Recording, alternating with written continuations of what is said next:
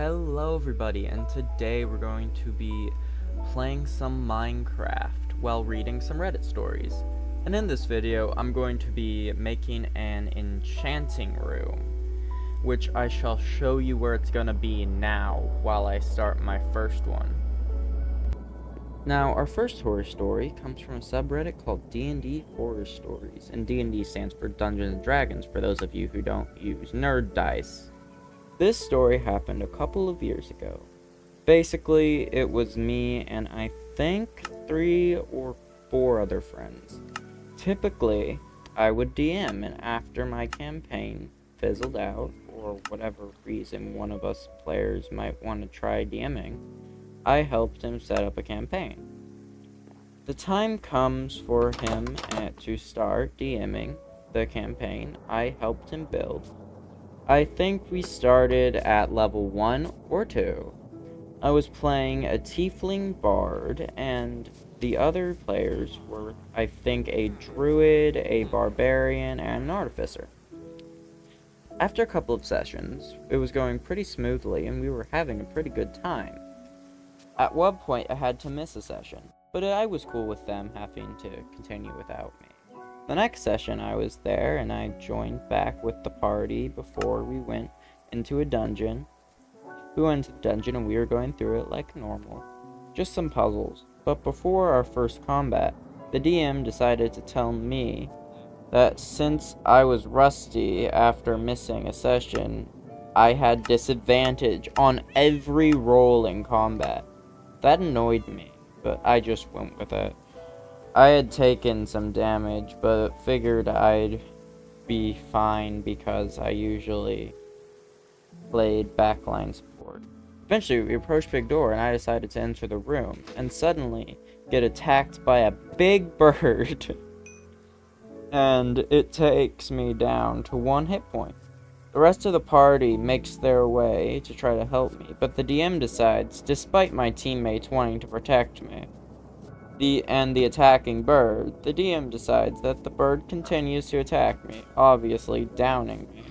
I'm a little baffled at this decision, but whatever, it's whatever.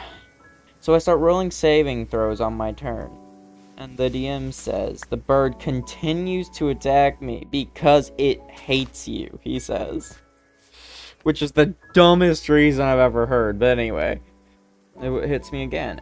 I don't know if this is a real rule, but I had succeeded on my first death save, and I succeeded on the next one after the attack. So I was hoping to hold out for one more round to survive, but for some reason, the bird takes a legendary action? Despite this not being a boss and not meaning to be a tough encounter, just a creature in a dungeon, and it kills me. For this, I understandably got pissed off, because there is no reason a DM should fish for a kill like that. I was just stuck spectating afterwards and sat there stacking dice for half an hour. After the session, I was barely invested in my character story, because the DM kept on trying to kill me out of the blue, and randomly in the story campaign just to reset my character over and over again. I think this campaign ended fine. I just had 0 agency for the rest of the campaign.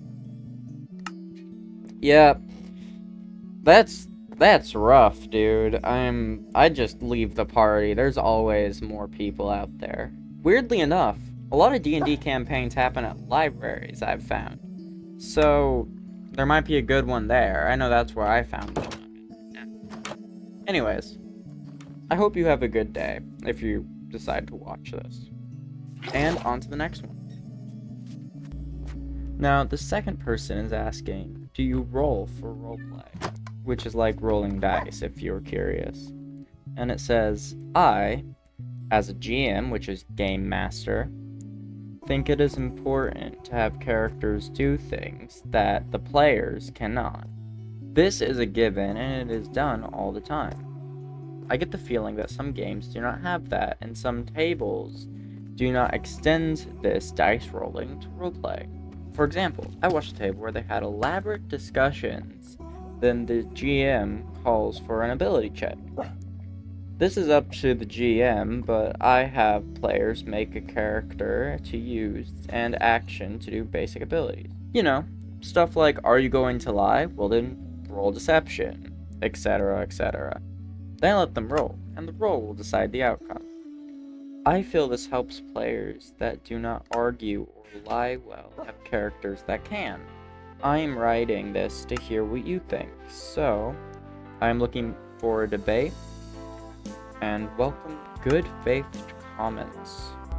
Well, I know it is not everybody's cup of tea. That is something I'd incorporate into my games, simply because, yeah, some players or some people don't know how to, like, lie well or stuff, and that shouldn't really inhibit a character who's been lying all their life just because the player has not.